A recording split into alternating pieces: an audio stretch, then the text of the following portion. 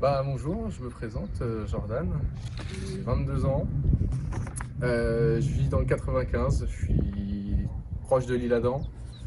Mon métier, je suis responsable sécurité chez Fiducial, donc j'ai récemment changé en tant que directeur sécurité. D'accord, salut Jordan. Du coup, tu vas pouvoir nous présenter ta voiture. Donc déjà, petite question un peu, depuis quand cette passion automobile? Alors cette passion automobile, elle est arrivée très vite et sans prévenir, honnêtement. Avant j'étais quelqu'un qui jouait beaucoup à la console, comme la plupart des gars, on va pas se mentir. Et dès que j'ai eu mon permis, première voiture, j'ai commencé directement à vraiment me mettre dedans. Après ça a commencé les modifications, ça a commencé très gentiment et puis au fur et à mesure c'est monté, monté, monté. On se retrouve à faire du run, avoir des gros bolides quand même, des jolis bébés et puis Que tu vas nous présenter d'ailleurs. c'est ça. C'est quoi ta première voiture que tu as eue? Alors la première voiture que j'ai eue, il y a la première voiture qu'on m'a donnée entre guillemets. J'ai commencé sur une Fiat Punto de 1994 S, non c'était une XS. Petite finition sympa. Bon. Et sinon vraiment première voiture que j'ai eue, c'était une Opel Corsa D. Color Edition avec un beau rouge magma, toit noir, toit ouvrant, les vitres qui sont fumées d'origine, des jantes 17 noires, enfin elle était vraiment très propre. Très propre. Jolie petite voiture pour commencer. D'accord, et du coup, tes autres voitures Alors, que tu as eues? les autres voitures que j'ai eues, après celle-ci, je suis passé sur une Opel Corsa E OPC Line, Ouais, qui commence à se faire assez rare à trouver. c'est vrai. Donc un petit kit OPC Line, et d'ailleurs j'étais très content parce que je l'ai trouvé avec seulement 22 000 km, je suis parti la chercher à Lille le jour même. Verte, bleue, Elle était blanche. blanche. Un beau blanc. Et après, j'ai fait mes petites modifications dessus. Donc un petit stage de la pièce, un kit complet Maxton Design. Enfin, comme je fais à peu près sur tous mes véhicules maintenant. Écoute, tu vas nous présenter du coup ta voiture, vas-y. Pas de souci. Je vous présente la grosse. C'est une Opel Astra J GTC OPC. Donc c'est en motorisation là-dedans, c'est un 2 litres 280 chevaux turbo. Donc un joli petit modèle. Dessus, en option qui sont dessus, on a les jantes 20 pouces, qui est, je trouve, pour moi, primordial sur cette voiture, parce que les jantes 19 sont pas si belles que ça. Ouais, c'est pas assez gros. C'est ça, exactement. Ensuite, en option, on a l'aileron qui est dessus, sinon c'est une petite casquette noire qui la rallonge. On a l'intérieur avec les sièges chauffants, électriques, gonflables, et avec le liseré bleu dessus. Ouais, ça c'est très beau. En option également, la commande centrale noir laqué. C'est une option, sinon elle est toute grise. Je trouve pas foufou. Enfin voilà pour ces caractéristiques, on va dire générales. Et les modifications que tu as pu apporter? Alors en modification dessus, ce que j'ai pu faire. Allez, viens, on passe par l'avant déjà, comme ça c'est plus par simple. l'avant. Donc on va commencer par tout ce qui est esthétique. On est parti. Alors je suis parti sur un logo noir. Ouais. Des logos noirs du coup. Ensuite on a eu le toit noir qui a été fait par Tesson. Ensuite les vitres teintées, logo arrière, les feux arrière qui ont été fumés, rétro noir. Ça c'est pour l'esthétique on va dire générale, enfin basique. Ensuite on a poussé un peu plus loin avec une lame Maxton, des bas de caisse Maxton, un rajout de becquet Maxton et pour terminer un diffuseur arrière Maxton. Et sur tout le kit Maxton, j'ai rajouté les petits liserés blancs pour bien les montrer, on va dire. Ça fait ressortir pour que les ça points. ressorte. C'est ça. Voilà pour tout ce qui est Pour l'extérieur. esthétique. Après, tout ce qui est moteur. T'as changé le freinage? Non. Non, le freinage, on est sur d'origine. un gros freinage d'origine. Si je dis pas de bêtises, je suis en 318 à l'avant. Donc un joli freinage, ça mord très fort. Et c'est très suffisant. Sinon, pour tout ce qui est partie moteur, on va commencer par la ligne d'échappement. On a eu des katas primaires, des katas secondaires. Et là, actuellement, des décatas jusqu'à la sortie, on n'a que du tube en 80 tout le long. D'accord. Autant dire que ça chauffe très fort. Ouais. Sinon, partie moteur, on a commencé par un renforcement de la boîte. Ça montre-nous le moteur. Ouais, pas de soucis. Hop là. Donc on on a commencé par la boîte. Genre, je reviendrai après dessus. Sur la boîte. Ouais. Donc on a eu un renforcement de boîte. Un short shifter qui a été installé, on peut le voir là en rouge, il est caché. Ouais, elle est là, c'est bon. Donc short shifter pour raccourcir l'empattement de la boîte parce que la troisième est dans le tableau de bord, la quatrième elle est dans le coffre. C'est un petit défaut, mais bon, rien de bien méchant. On a une admission qui a été montée, donc qui n'est pas finalisée encore, parce que pour monter encore plus, le débitmètre il nous bride vachement, donc on va le monter sur un plus gros. Elle tourne à l'éthanol, donc elle est en stage 2 éthanol. On a les pompes qui ont été changées. La pompe, je peux pas en dire trop parce qu'on est sur un prototype et je suis le seul à avoir ça pour le moment. Les injecteurs également aussi ont été changés. C'est un produit plus gros. On a une dome valve renforcée qui a été mise. L'échangeur AirTech normalement devrait arriver. On attend encore un petit peu parce que la durite d'origine d'admission n'est pas si grosse que ça. Appareil faible en effet. C'est ça, et je reviendrai aussi dessus parce que c'est un petit défaut là-dessus. Donc voilà, tout ce qui est parti. Elle sort combien de chevaux? Là actuellement elle sort 380 chevaux. D'origine ça en sort 280, là on sort 380. Et Newton-mètre. C'est ça. Et en Newton on est à peu près à 520, quelque chose comme ça. Ouais, d'origine ça tire déjà pas mal, ça sort 450 Newton. Ouais, pas mal. Donc ça commence à fonctionner déjà bien pour une traction. Donc, tout sur le train avant. Ouais, ça doit, sous la pluie, ça doit pas être évident. Ah, c'est pas évident. Mais en soi, les boudins, ils aident bien quand même. On est sur du 20 pouces en 245, 35 ZR20, donc il y a de l'accroche quand même. Ouais, il y a de l'accroche. J'ai vu derrière, tu as enlevé les sièges. C'est ça, pour le poids. Pour le poids, ouais. Pour le poids, parce que c'est un de ses défauts. Le poids, ouais, elle fait combien? Alors, avec moi dedans, siège enlevé à la pesée, à la balance, elle sort 1 tonne 630. Pour des voitures dans sa catégorie du style Mégane RS, Mégane 3 RS et Golf 6 GTI ou Golf 6 R, c'est très lourd. Ah, c'est beaucoup. Ça reste relativement lourd. Voilà pour tout ça. Enfin, mécanique et tout. Ok. Moteur, c'est bon. Du coup, tu as tout fait. Pourquoi cette voiture et pas une autre? Cette voiture, en fait, comment expliquer un peu les débuts? J'ai vraiment, enfin, je sais pas, j'ai vraiment été piqué, on va dire, par Opel depuis que j'ai commencé avec ma petite Corsa D. Ouais. Et ensuite, quand je suis parti sur ma Corsa E, je me suis dit, pas qu'OPC Line et tout. Et de plus en plus, je commençais à m'intéresser à Opel et je vois OPC, tout ça. Et celle-ci, je l'ai vue une fois, j'avais ma Corsa D. On était en 2019 à un rasso du Low Art Paris et je l'ai vue sur le parking et je me suis dit c'est celle-ci. C'est celle-ci, je veux cette voiture. Absolument, c'était un objectif pour moi. Et puis voilà, on la retrouve. J'ai eu la chance de pouvoir me l'offrir. Et même, comment dire, c'est pas une voiture qu'on voit tous les jours. Tous les jours, ouais, je confirme. Personnes viennent me voir en me disant, putain, elle est incroyable, je savais même pas qu'Opel faisait ce genre de voiture. Et ça sort du lot en fait, on n'en voit pas. Je confirme qu'on n'en voit pas des masses. Hein. Déjà la HOPC, on n'en voit pas beaucoup, mais alors la J encore moins. La J encore plus. Ouais. T'as une anecdote sur ton véhicule actuel? Alors sur celui-ci, oui, une petite anecdote que mais très peu de monde connaissent et même très peu de propriétaires d'Astra J ne savent pas. C'est que d'origine, la ligne d'échappement là-dessus, elle a une dérogation Ferrari. Donc c'est une ligne d'échappement qui a été conçue en collaboration avec Ferrari. D'accord. Donc elle a le droit de faire quelques décibels de plus, faire un petit peu plus de bruit qu'une autre voiture qui sort de concession. Rien de bien méchant, mais ça a son charme. D'accord. Tu as une fourchette de prix à nous donner sur le véhicule? Alors là-dessus, sur ce genre de véhicule... Combien ça coûterait, admettons, si quelqu'un veut s'en offrir une, je sais pas, avec moins de 150 000 km par exemple? Avec moins de 150 000, allez, on va dire la plupart qu'on voit là actuellement sur le Bon Coin, avec ce bleu et tout son pack, avec les options genre 20 pouces parce que les gens se les arrachent. Ouais, ça c'est vrai que c'est très demandé. Hein. Et surtout en bleu Bermude, alors c'est encore plus demandé. Ouais. T'as le bleu un peu plus foncé aussi, mais il a moins de charme. Ouais, il a moins de charme. Ouais, les couleurs qui s'arrachent le plus, c'est la bleu Bermude, la vert émeraude et la blanc craie. Ouais. Les 80 000 km, ça se trouve entre 18 et 20 000 euros. Ouais.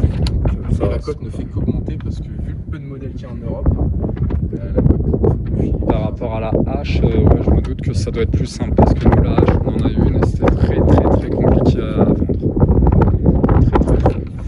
Très. T'as d'autres modifications prévues sur le véhicule? Dans l'absolu, non.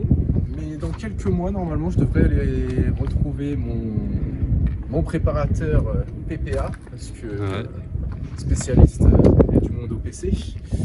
Et on va lui résoudre tous les petits soucis, on va dire. Donc, on va poser l'échangeur AirTech.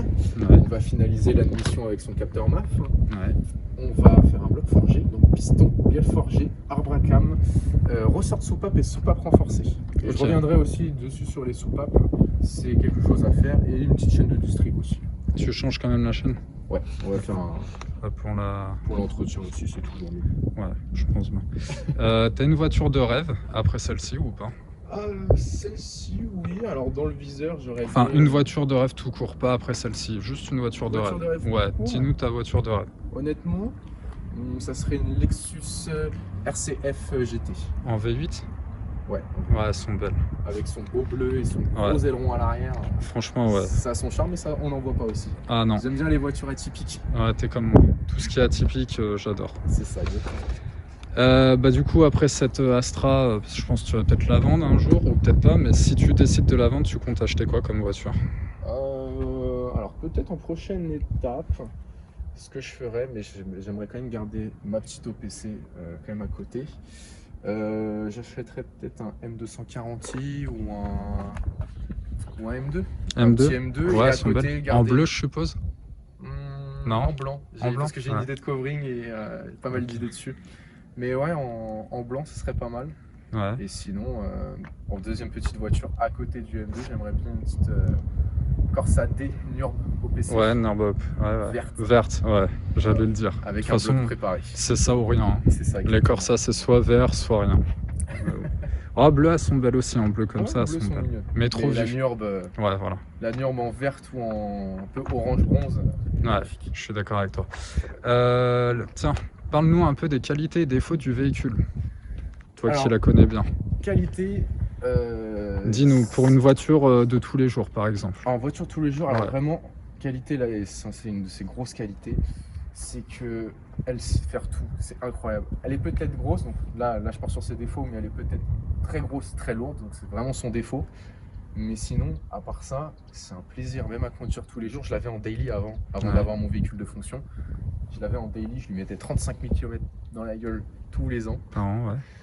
Et en fait, en conduite normale, classique, franchement, c'est très agréable, ça n'est pas d'à-coup, c'est parfait. Et après, dedans, on a le mode sport qui va jouer que sur la suspension, parce qu'on a une suspension pilotée dessus. Ouais, et le volant, peut-être, qui se raidit un peu. Alors là, c'est quand on passe sur le mode OPC. D'accord. Donc le mode sport joue que sur la suspension. Le mode OPC, on a un gain de puissance, on a un gain de couple, on a un volant qui est très incisif, une pédale très active, la suspension qui joue énormément, elle devient tellement raide la voiture. Et en plus de ça, si on en veut encore plus, on a un mode compétition. D'accord. Ah ouais. Là, on arrive vraiment, elle passe du tout au tout. Elle sait faire tout. Et ça, c'est incroyable dans la voiture.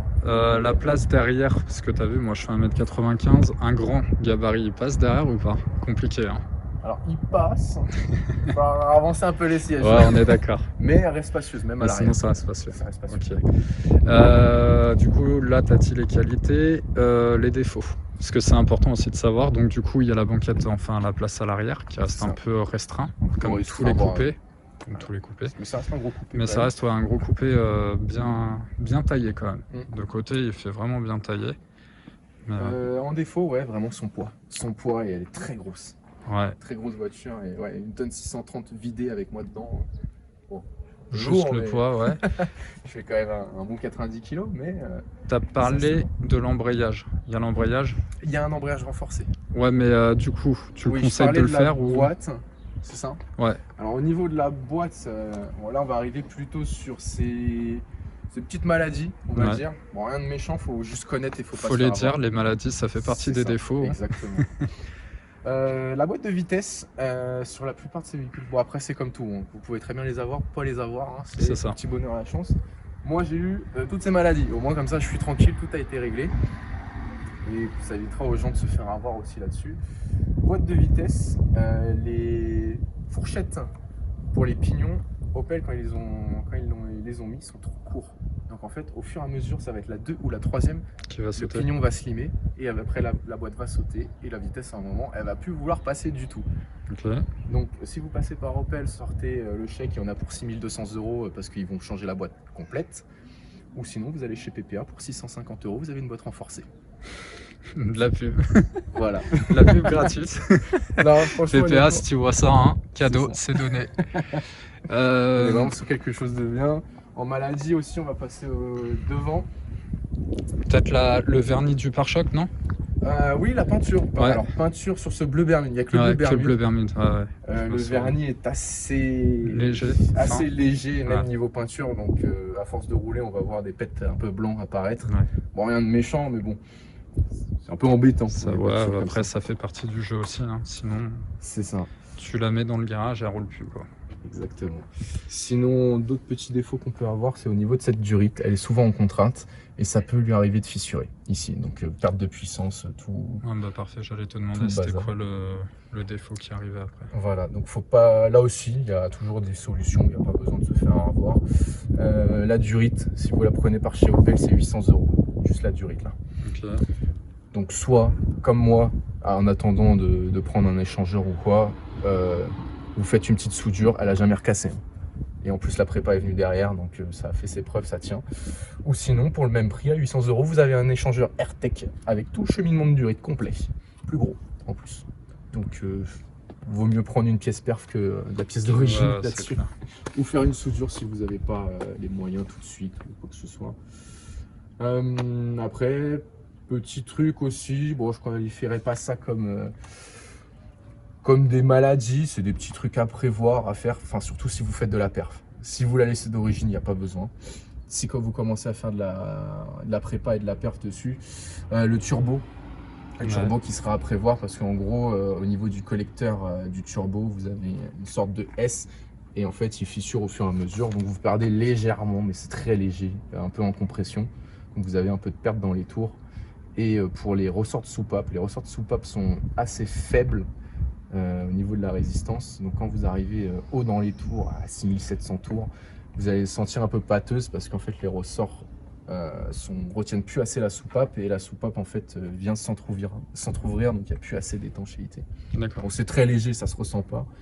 Si vous êtes d'origine, il n'y aura aucun souci. Par contre, si vous commencez à faire de la perf, ils sont à prévoir. Tu le ressentir. C'est ça. Okay. Tiens, moi j'ai vu un autre truc qui me gêne. Je pense que toi ça doit pas te gêner, mais moi ça me gêne.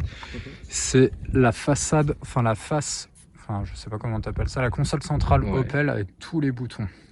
Alors ça, il y en a grave, hein. C'est ça. Alors petit truc aussi, la plupart du monde me dit ça.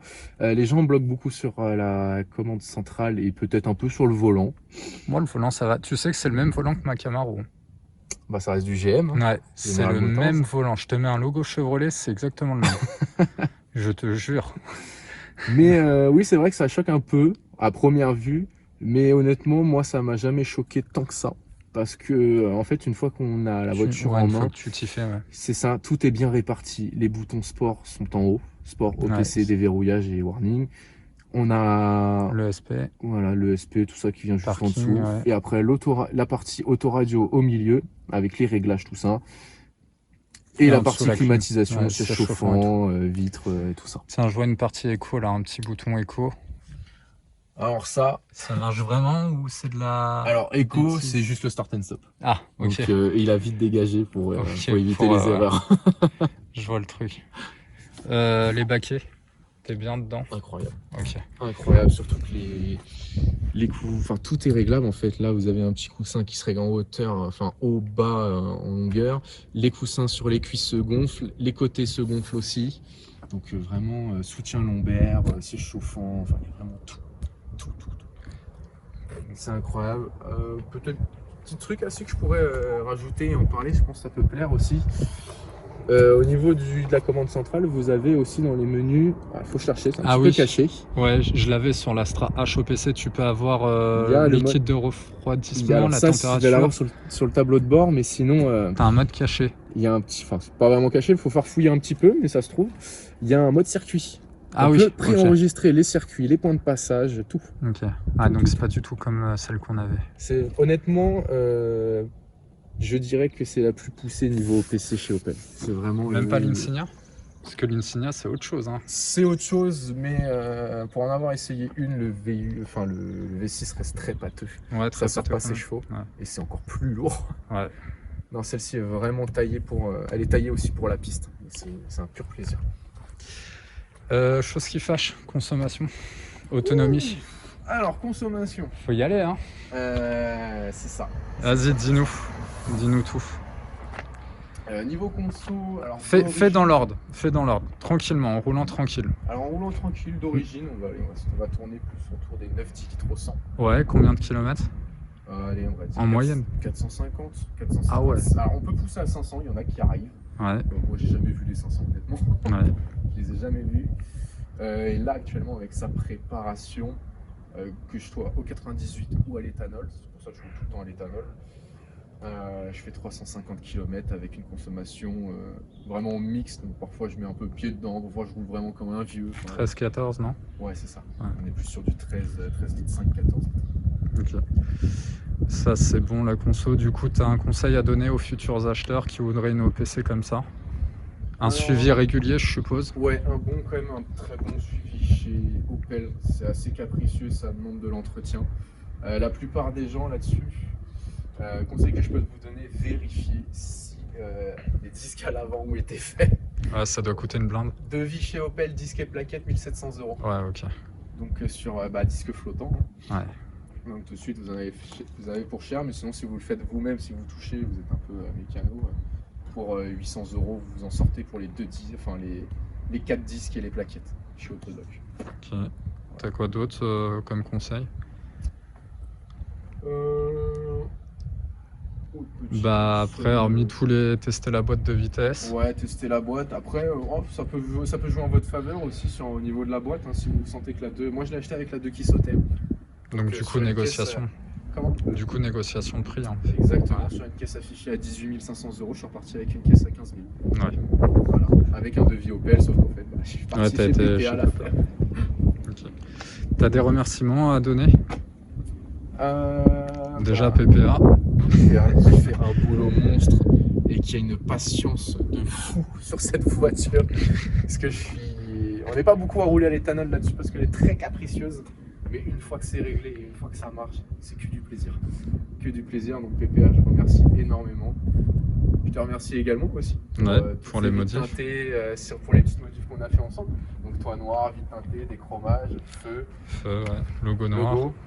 Et depuis que ça a été fait, ça n'a jamais bougé. Donc très satisfait.